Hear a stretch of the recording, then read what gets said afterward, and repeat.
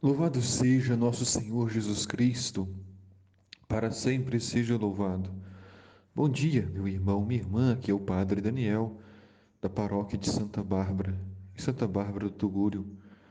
Hoje é dia 22 de fevereiro, terça-feira. A igreja nos convida a meditar o Evangelho de São Mateus, no capítulo 16, versículos de 13 a 19. Naquele tempo, Jesus foi à região de Cesareia de Filipe. E ali perguntou aos discípulos: Quem dizem os homens ser o filho do homem? Jesus está caminhando com seus discípulos e passa então por uma região considerada pequena para a época, mas de grande valor para os discípulos e para a multidão, porque ali haviam muitas pessoas de fé, muitas pessoas simples e humildes. E ali Jesus então pergunta: Quem dizem o povo que ele é?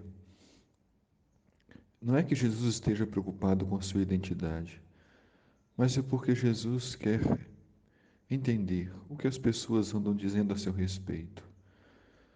Então os discípulos responderam: alguns dizem que é João Batista, outros que é Elias, outros ainda que é Jeremias ou algum dos profetas. Veja bem, a multidão faziam elogios a Jesus, não é?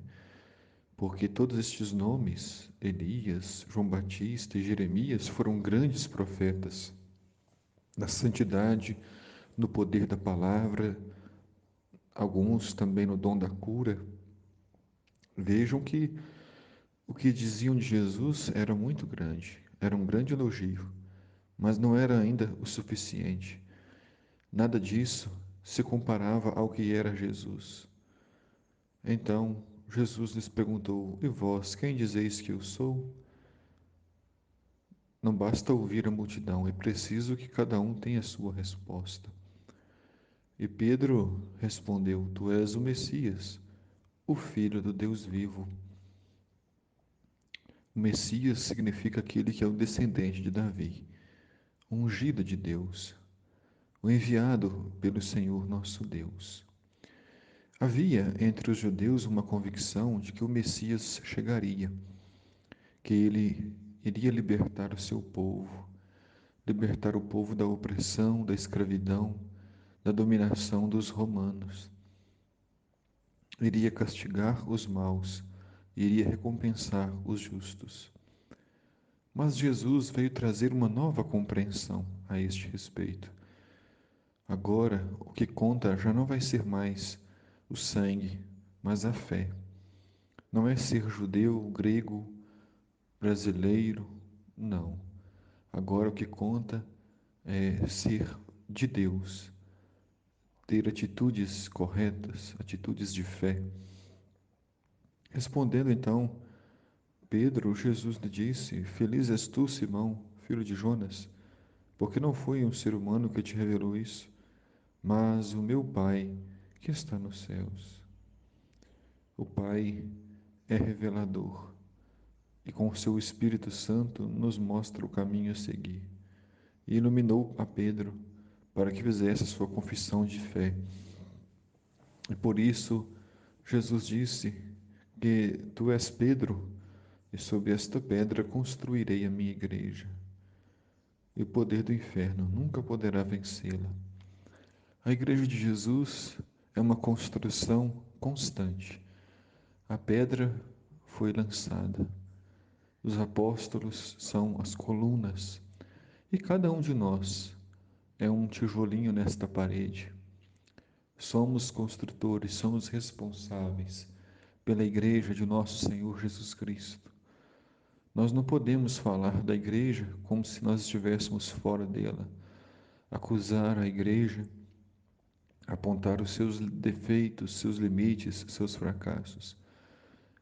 Para falar da igreja é preciso fazer uma avaliação pessoal, uma autoanálise, uma autocrítica, porque nós também somos igreja. Ela pertence a nós e nós pertencemos a ela. Não é possível separar a igreja do seu povo e de Jesus. Jesus é a cabeça da igreja e nós somos seu corpo, somos seus membros. Se um membro está doente, todo o corpo sente. Se nós nos afastamos, a igreja perde um membro importante. Depois, então, Jesus continuou dizendo a Pedro: Eu te darei as chaves do reino dos céus. Tudo que ligares na terra será ligado nos céus. Tudo que desligares na terra será desligado nos céus. Existe um grande abismo entre nós, seres humanos, e a santidade de Deus. Nós, humanos, somos pequenos, limitados e pecadores. Deus é santo, infinito e justo. E para fazer esta ponte, esta ligação entre o céu e a terra, Deus nos deixou a igreja, para que possamos nela, a partir dos sacramentos, da vida de oração, estarmos unidos a Cristo e vivermos com Ele para sempre. O Senhor esteja convosco, Ele está no meio de nós. Abençoe-vos Deus Todo-Poderoso, Pai, o Filho, o Espírito Santo. Amém.